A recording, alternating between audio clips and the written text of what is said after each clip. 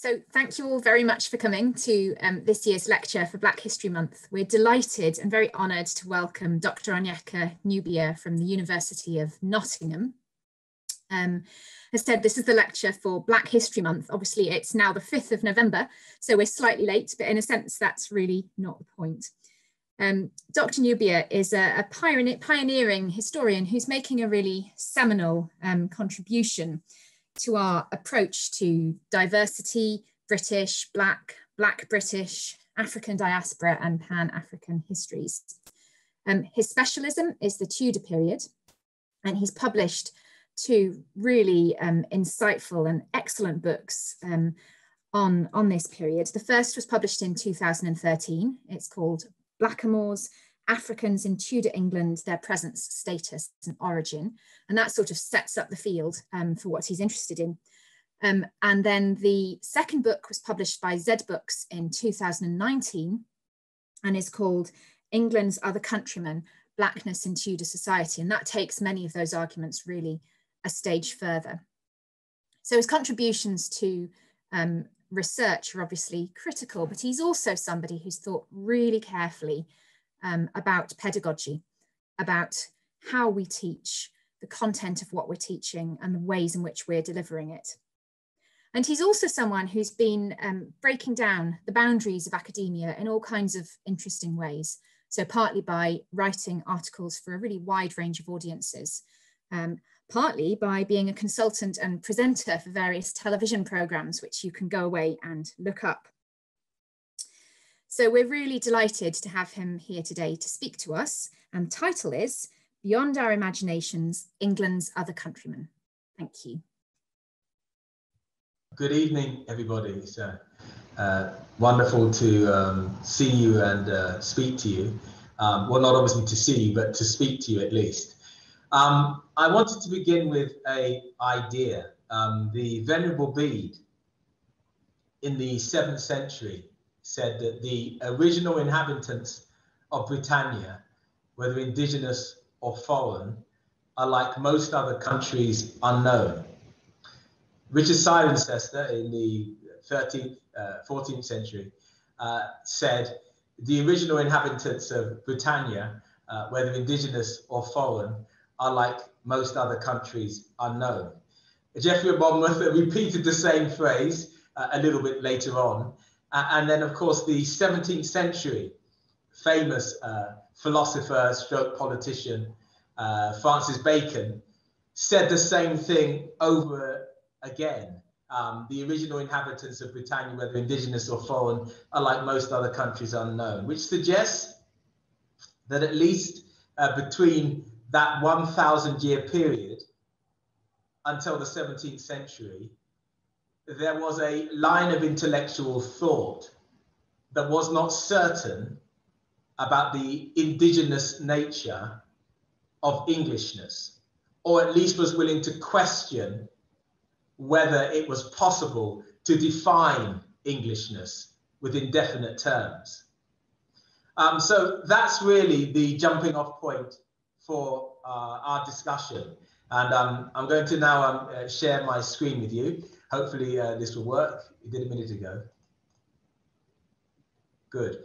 I believe you should all see my screen. If you can't see my screen, Hannah, will you let me know?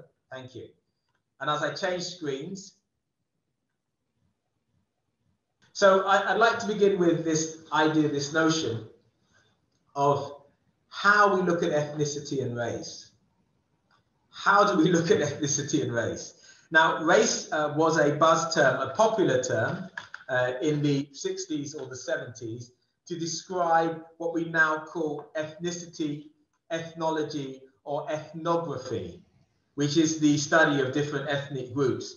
The history or the study of race tended to be bounded or linked up with concepts of pseudo-scientific racial theory as expounded by individuals like Carl Linnaeus or John Frederick Blumenbach, or Americans like Charles Benedict Davenport, or even people like Margaret Sanger or Francis Galton with the eugenics movement of the 19th and the early 20th century. So when we talked about race, we tended to get caught up in that notion, even if we said as a caveat that race is socially constructed.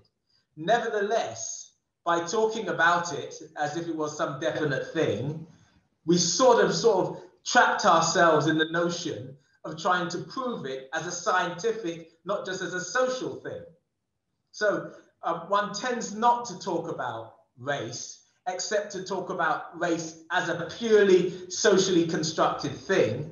And in British history and history making, we tend to talk about ethnography or ethnicity rather than race, because after all, the human species falls into one race, and that's the human race.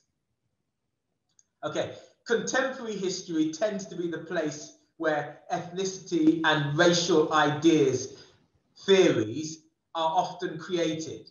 So it's a type of historiography that tends to have a monopoly on questions and ideas of ethnicity and difference. And the terms that we use, otherness and strangeness and other terms like that, tend to be terms that originate in post-colonial constructions. In other words, they are formed by historians looking at ethnicity and race relations within the 20th century and the 19th century, and not from historians looking into the early modern period, the medieval period, the period before that, or the classical period. Sometimes there is an attempt to insert modern ideas or precepts on ethnicity into the early modern period and the medieval period as canons of interpretation. But I'm actually going to hopefully show that may not be the best way to go forward. Okay, the other type of history that this sort of study tends to fall into is an idea of history from down below. But that presupposes that the ethnic subject is automatically ethnic other. And it presupposes often that there is a pyramid or a hierarchy of power in which white is at the top and the darker skinned people are at the bottom. It presupposes that. And that is not always a normative, and certainly not always a normative throughout the whole of human history, which has seen many ups and downs in terms of ethnicity, power sharing, etc. Okay, ethnic studies is another term often used to describe how we look at ethnicity, but again, the same issues apply as above. Hidden histories is in fact a better way of looking at history, especially when one is looking for people of African descent, because unlike in the American scenario, where because of the separate history, certainly since the 18th century, of African Americans being recorded within separate ledgers and separate accounts, and living in segregated separate areas for the most part, where those separate records were kept, people of African descent within British history and within English history tend to be intermixed and interlinked with the very core and narrative of English history, since there has been integration and assimilation present inside English history for at least 2,000 years. And therefore, discovering and uncovering people of African descent means actually using the principles and ideas that hidden histories makers, hidden history investigators do.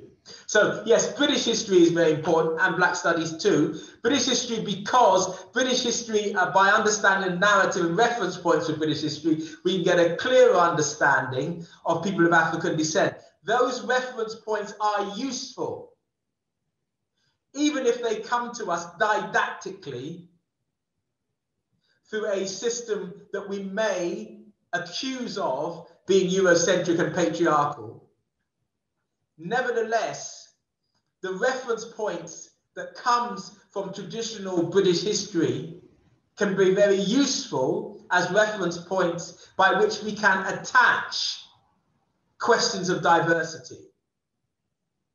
Okay, Black studies is a wider subject than Black British history. It encompasses a revision of historical narratives that have denied or been denied from world history, and uses a number of different methodologies to incorporate those different narratives.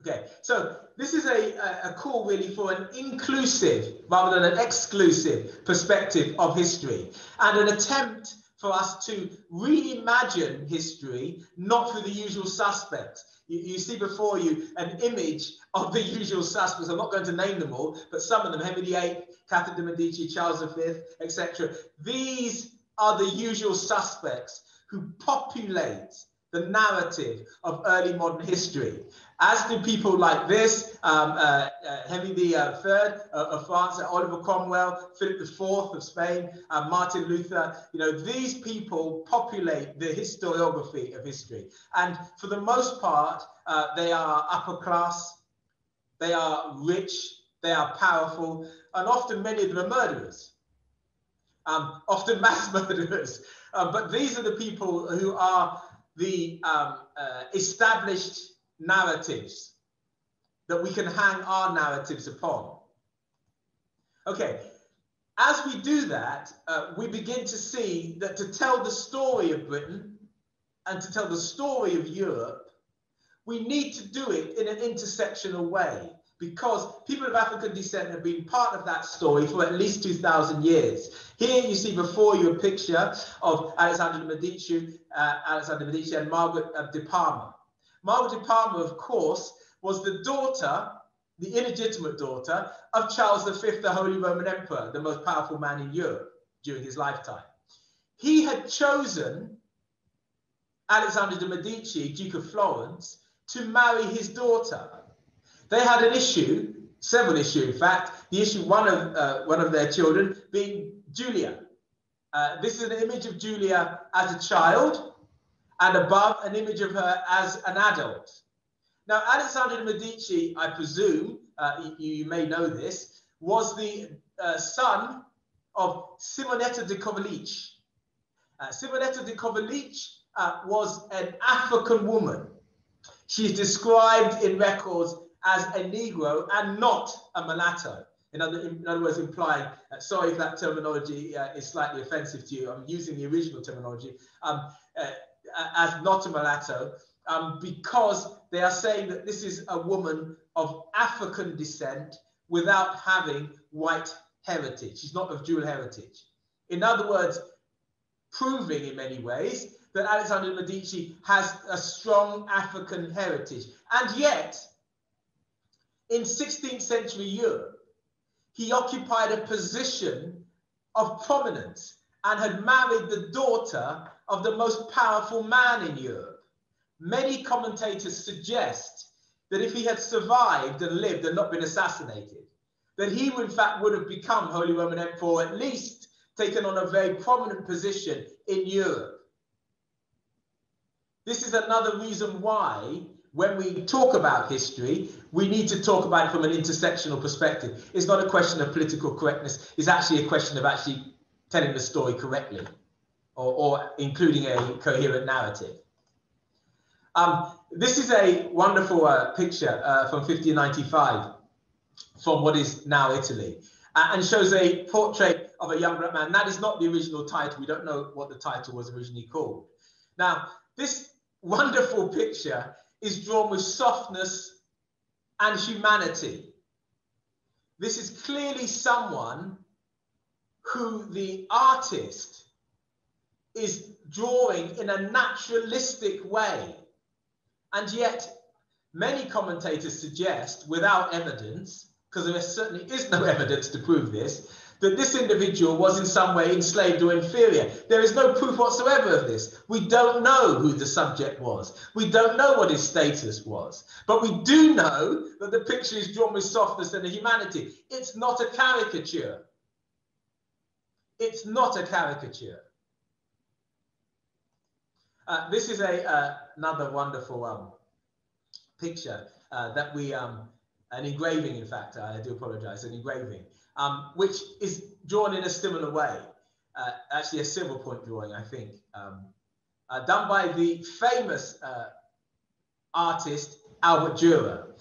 And he has made sure that we don't forget who this person is, because the title of the engraving is Caterina, aged 20.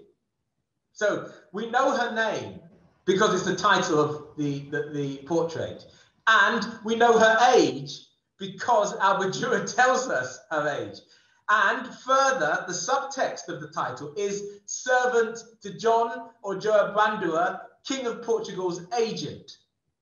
So she was a servant to the King of Portugal's agent, resident in the Dutch Republic, I think in Amsterdam, in 1521. That's quite a lot that we know. Number one, it tells us quite a lot of things. First of all, that there were people of African descent that were resident or at least living in Amsterdam. And this is a picture of one of them. In fact, we know that there were a considerable number of more people of African descent. There is the work by Mike Ponty, which is actually on this matter. And he's pulled up considerable research of people of African descent living in Amsterdam and around Amsterdam, around what is now often termed the red light district of Amsterdam during the 16th and the early 17th century. That information is really, really significant and really important. And I would ask you please to make some effort to examine his work, because it's fantastic. So Caterina would not have been alone if she was truly resident there. But she also may have been visiting. She may have been visiting with the King of Portugal's agent and returned back with him. We don't know for sure, but we do know that this woman was of African descent, and we do know that she was servant to João Brandua, King of Portugal's agent. Please note that it says servant, not slave. This is a wonderful painting. It's a fantastic painting that has a lot of subtext within it. It shows two people of African descent. The, I think, young man on the left-hand side is suffering from albinism, hence his complexion and his hair color. It is a remarkable picture because it shows two individuals engaged in equestrian pursuits in what is now modern day, what was now Germany, in Nuremberg. Now, these Nuremberg festivals took place and were sponsored by the Habsburgs. In these festivals, Africans were a significantly visible part of those events. So they played a part, often demonstrating the superior aspects of their equestrian skills. And Africans were employed to carry out and display these superior skills. It is highly significant that in these Nuremberg festivals that Africans were employed to carry out these roles. Highly significant. This is also from Germany, 1542, showing a young man of African descent and a man of European descent engaged again in equestrian pursuits, engaged in sword fighting, I think, and not fencing, if I'm right. And this again demonstrates one of those festivals that took place in Germany and that was sponsored by the Habsburg. It is ironic, of course, that these Nuremberg festivals are what the Nazis decided to bastardize, for want of a better word, by turning them into displays of Aryan superiority. In emulation, they said, of what the Habsburgs had done. But in reality, the Habsburgs had actually included all or a significant part of their population, which included people of African descent, as a demonstration of the best of the Habsburg Empire. And it's truly ironic that there was that change. And it shows us something, I think, highly significant, because perhaps for many of you, the last place that you would be looking for Africans in the 16th century would be Nuremberg in Germany. And that just demonstrates that the way that you would look for Africans during this period and the places where you would find them are not the places where our 21st century mind would automatically go. This is another wonderful painting, also from what is now Germany. And I wonder if any of you know what the images are of. They're actually of St. Maurice to my left and two members of the Theban Legion. The St. Maurice was the often regarded within Germany, within the Holy Roman Empire, and with parts of Spain and Portugal, and even within England, as the patron saint of knights. And he was often portrayed as a man of African descent. Not only was he portrayed as that, but his events, his celebrations of his martyrdom were celebrated throughout Europe, usually in the month of April, around April the 1st. And St. Maurice Day was a popular celebration that eventually became intermixed with the Maurice Day celebrations and the April Fool's Day celebrations that are still practiced in England and in parts of Europe. This is where the term Maurice, or one of the areas, one of the sources for the term Maurice within that Maurice. Of course, there were other sources too, which are conflated together, but one of the sources is from St. Maurice Day. Now, Maurice, because of he was a knight, was celebrated as being a potent symbol of Christendom. So he was often projected as the savior and the protector of Western Christendom, and was seen in that way in imagery from Czechoslovakia all the way to Spain and Portugal and throughout England. This is despite, as I've already suggested, each country, including Spain and Portugal during the Reconquista, developing at some point ethnic chauvinism. Despite that, for example, in Spain, the ethnic chauvinism, there was still a place for St. Maurice as a Black African. So that's an interesting and an ironic point. This is another 16th century image showing St. Maurice and members of the Theban Legion, at least two members of the Theban Legion here portrayed, with St. Maurice here on the left. This is a painting of the saints, of which St. Maurice and the Theban Legion are also part. So it's truly significant that in the 14th, 15th, 16th and early 17th century, Europeans were willing to claim an African as their patron saint. Otto I, the Holy Roman Emperor, has over his tomb an effigy, a stone effigy of St. Maurice with unequivocal African features. I haven't got it here in the slides for you today, but you could do your own research and find him. And not only that, but the church itself is named after St. Maurice, just to underline that principle, that concept. So I wanted also to show you this painting because it defies our 21st century imaginations. This painting, which has its original title.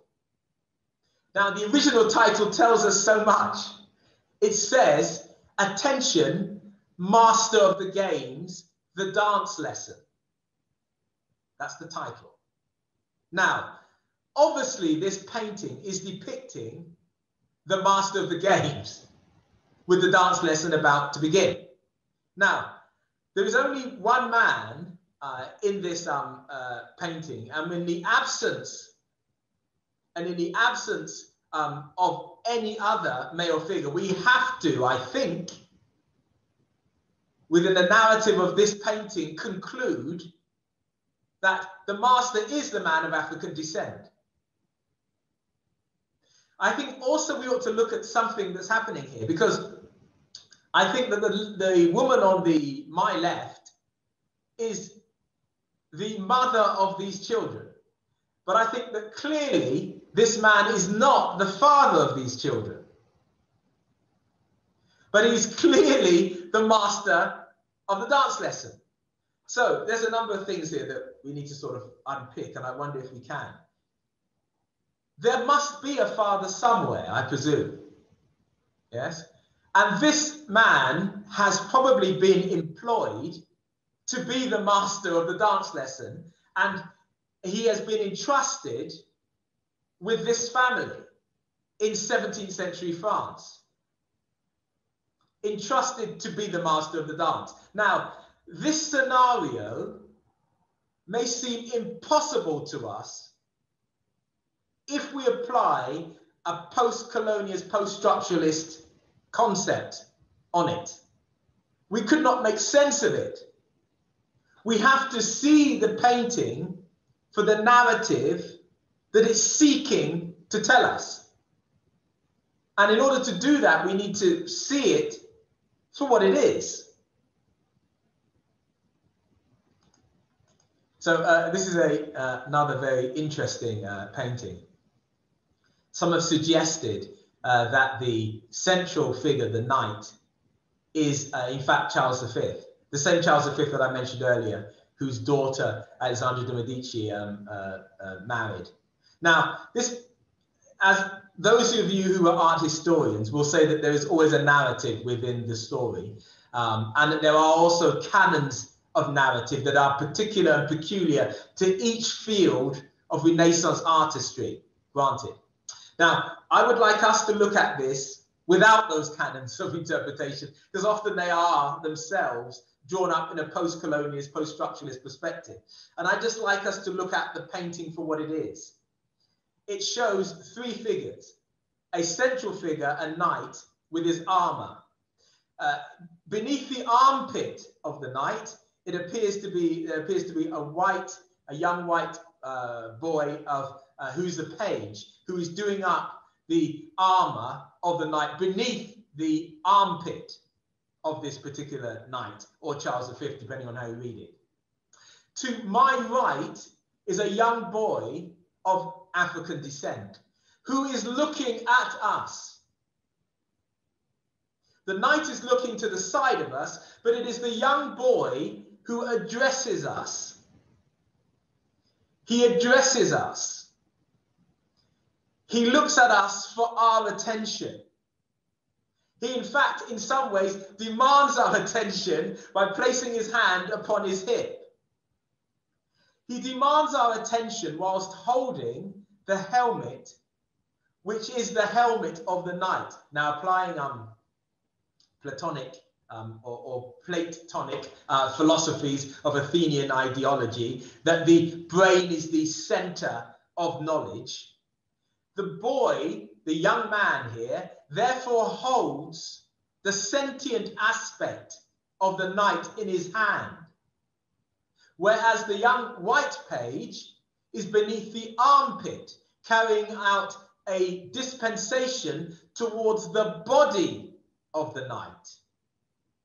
But it is the young boy who is maintaining the sentient aspect of the knight. Of course, the painting is open to many other interpretations. That is my interpretation, and I'm sure you've got your own. This is a wonderful painting, an absolutely wonderfully important painting from the 16th century. It is created by Andres Sanchez Galop, who was a Native American painter. And he has painted what he calls the Three Maltons. They are three men of African descent, African and Native American descent, who were rulers in a kingdom called Esmeraldas. A kingdom called Esmeraldas in what is now modern-day Ecuador. And this painting that is now housed in Madrid, they, as ruling potentates in 1599, were painted as they journeyed to visit the Spanish ambassador. they had successfully fought and won an independence war against Spain. And this conference was to solidify their authority. This is a wonderful painting called Jagopin Sybil. It's again from Holland, Netherlands, sorry, the Dutch republics. And it shows the Greek mythology of Jagopin Sybil transmogrified into this vision and image of an African woman. It's a fantastic painting. Now, I want us to go forward a bit before we go and feature looking at early modern England. This is a photograph, and I wonder if you can see the meaning of this photograph, because I'm taking things a little bit forward. This is a woman who was a survivor of the Titanic. Her name is Larouche. And she was a survivor of the Titanic. This is a picture of her family. This family was a family that was on the Titanic. Yes. Now, we've never seen this in any film version of it. And this is a caption that tells us about this family. It shows Joseph Larouche, and the patriarch of the family, and his wife Juliet, who's the central point, the matriarch of the family. Now, Joseph Larouche is from Haiti, yes, and he is a direct descendant of this man, Jean-Jacques Dessalines. Now, if I'd said to you at the beginning that there is 6 degrees or 7 degrees of separation between Jean-Jacques Dessalines and the Titanic, you would have said, well, where on earth is this presenter going? Where on earth is this historian going? But I'm trying to illustrate to you, to all of you who are here today, that there is an intersectional aspect to history. And that indeed, Jean-Jacques Dessalines has a immutable connection, even to something like the Titanic, which you might think about as being so remote from him. Okay, let's go forward a bit. So there is a case for inclusive Englishness, as there is a case for inclusive history in general. And that's because we need to take a far more wider perspective to history than simply looking at the head of state. We would never imagine that looking at Queen Elizabeth II gave us an idea about ethnicity in 20th century Britain. And yet we would look at this image of Elizabeth I and presume that this image tells us everything about Elizabethan society. Even if we looked at her image and the image of her dignitaries and her court, it still wouldn't tell us everything about Elizabethan society. It would only tell us about the rulers of Elizabethan society, not the ordinary people. The nature of English society requires far more investigation. We don't get away with simply just looking at the monarchs. And we need to look far more at those who are beneath the monarch, politically and socially. We need to look at the ordinary people. And one of those people, for example, is John Blank, pictured here on the Westminster Tournament Roll of 1511, showing him coming from the celebrations and wearing a green turban laced with silver. We know quite a lot about John Blank.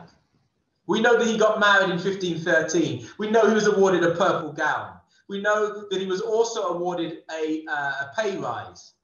And we know that he was respected in the same way as his colleagues. But John Blank does not represent the majority of people of African descent that lived in early modern England. Because the majority of people that lived in early modern England who were of African descent were part of the lower classes, because the lower classes made up the majority of the people in early modern England. And they included people like Grace here, who has been charged with living with Walter and not being married to him. Shock horror.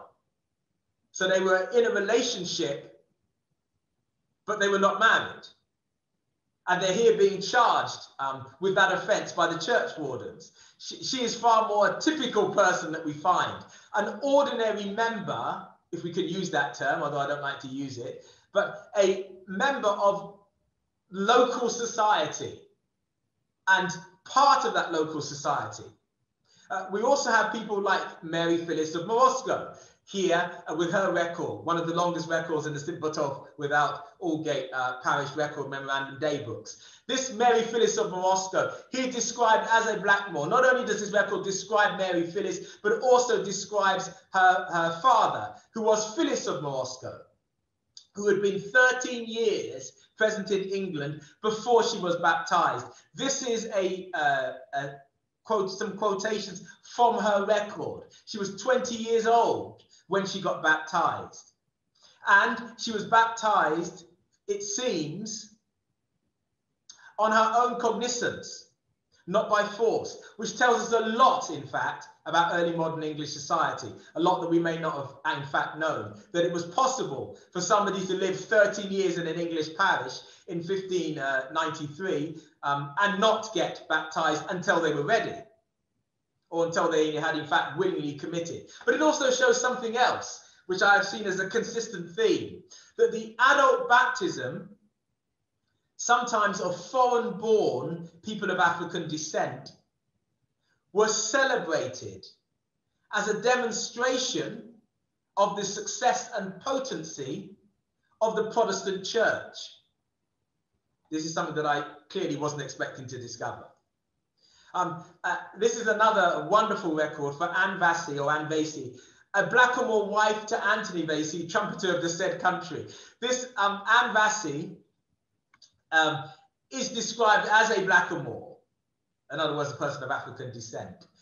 Anthony Vasey is described as a trumpeter of the said country. The said country, I think, implying, although it's possible to have another canon of interpretation, that they are, this term said country is referring to Anthony Vasey also being a blackamoor, and that they are both of the said country. And it's a kind of early modern way of saying that these are two people of African descent.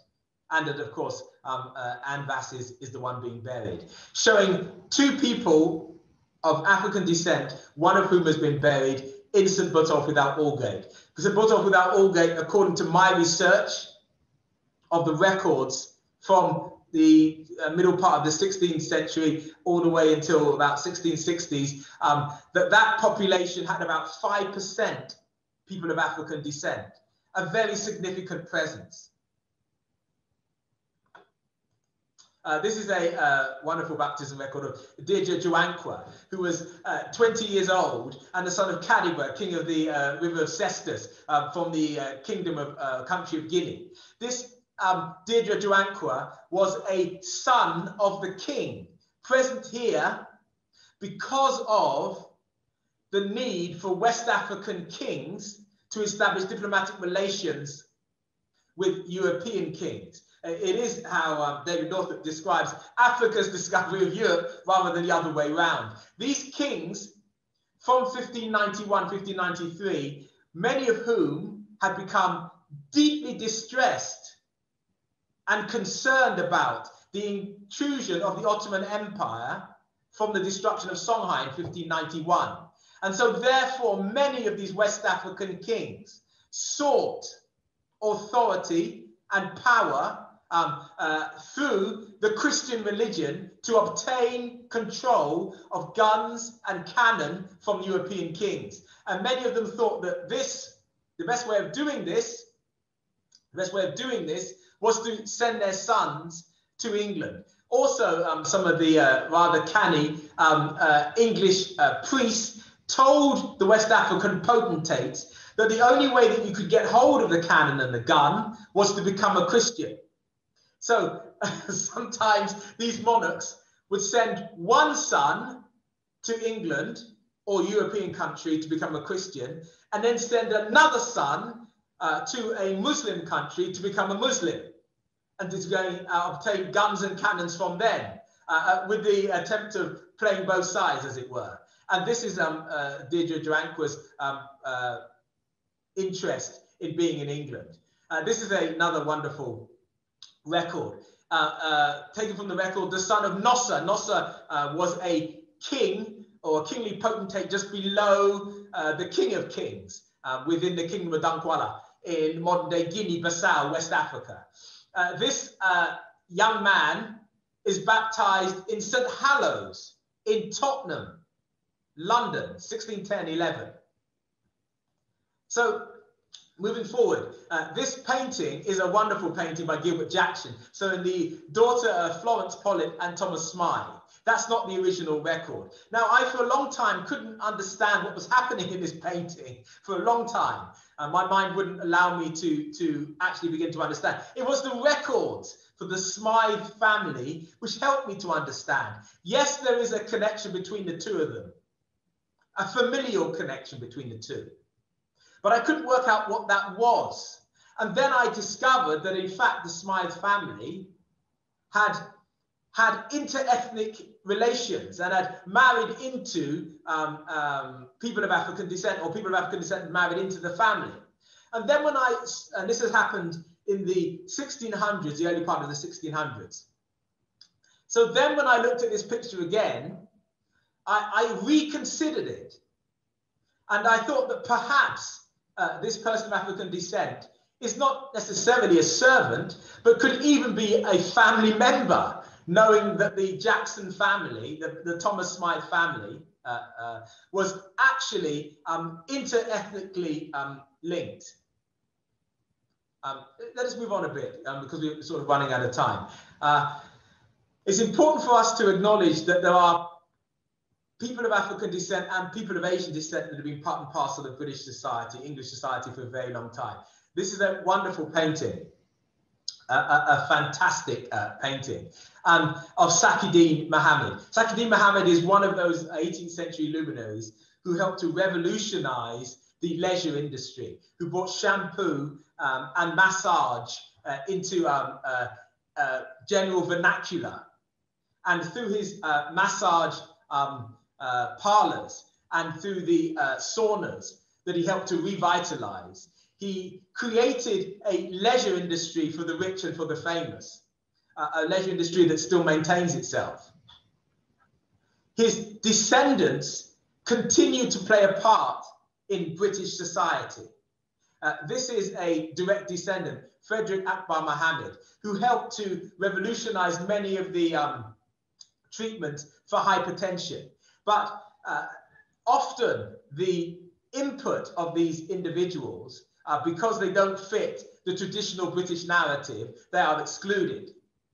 This is a wonderful photograph of Sophia Julep Singh. Sophia Julep Singh was the daughter of Julep Singh, the Black Prince of Pembrokeshire. The Black Prince of Pembrokeshire was the Punjabi ruler, or the descendant of rulers from the Punjab. Now, he had been exiled to Britain. He wasn't allowed to return back to the Punjab, and he became part of Queen Victoria's family. Sophia Julep Singh was a goddaughter of Queen Victoria. She was part of Queen Victoria's extended family. She was also a very potent suffragette. Now, Sophia Julep Singh's mother was a woman called Bamba Mullah. Bamba Mullah was an Ethiopian German woman, a woman of dual heritage, Ethiopian and German. And as I said, Sophia Julep Singh was a leading suffragette. This is a picture showing Sophia Julep Singh and other suffragettes, showing women of Indian descent part strongly of the suffragette movement. And if you were in any doubt, they are carrying a flag saying India, just in case you were in doubt. This is a picture of Tipu Sultan. And one may wonder what relationship he has to British history. This is his daughter, his descendant, Noor Aliyat Khan. Noor Aliyat Khan was a British Secret Service agent. This is a picture of her in uniform, who died doing the work of the intelligence services for Britain during the Second World War. Good. Now, this is a wonderful photograph. We're coming to the end now. A wonderful photograph from, I wonder if anybody can tell. This is a photograph not taken in the Caribbean, not taken in the continent of Africa, but a photograph taken within the British Isles. Taken within the British Isles 23 years before Windrush, in 1925. This is from Bute Town in Wales, and shows a extended family, yeah, the Hassan family, with the patriarch on one side and the matriarch on the other. And this is their extended family from 1925. A fantastic photograph that I hope reinforces that we need to reinvent our narrative of British history. This is the second to last photograph, which is from 1930, showing an East End image. I absolutely love this photograph. It tells a narrative more than any story could tell of 1930s East London. It's an absolutely fantastic photograph because it is showing something about ethnography that few academics even touch upon. This is a community living in East London, 28 years before the Empire Windrush, you know, demonstrating and illustrating that these diverse histories are certainly part of British history before the Empire Windrush. And this is the last photograph, and shows, I wonder if you can tell, shows in fact the Fab Four. George Harrison here, John Lennon, Paul McCartney, Peter Sutcliffe. But then who are these three individuals? And in particular, who is this man here?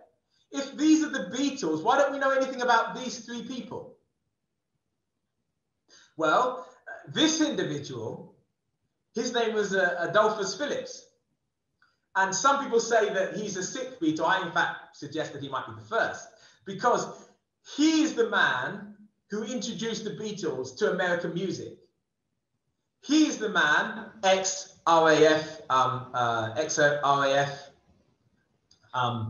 member, who joined up in 1944 and fought in the Second World War, moved then to Liverpool, came back, fought in the war in 1944, then returned back to Jamaica, then came on the Empire Windrush in 1948, settled in Liverpool, became involved in the music industry, was known as Lord Woodbine, that was his musical catchphrase, and helped to bring the Beatles together, introduced them to soul music, and drove them to Hamburg.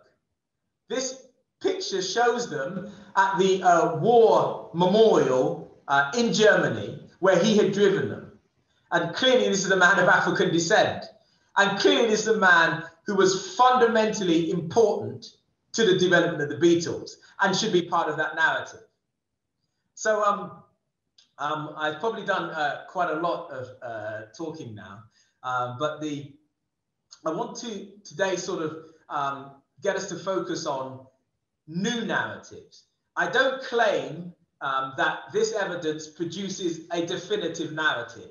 What I do suggest is that it offers alternative narratives that ought to be considered alongside any other narratives, and that we should be very specious and careful of just having a narrative that is entirely a negative narrative when it comes to diversity and people of African descent being part and parcel of British society. And also we should be very, very concerned if the narratives of diversity start in 1948 with the Empire Windrush, when, as I've just been talking and indicating to you, this is a 2,000-year history of diversity, not only within the British Isles, but also within Europe.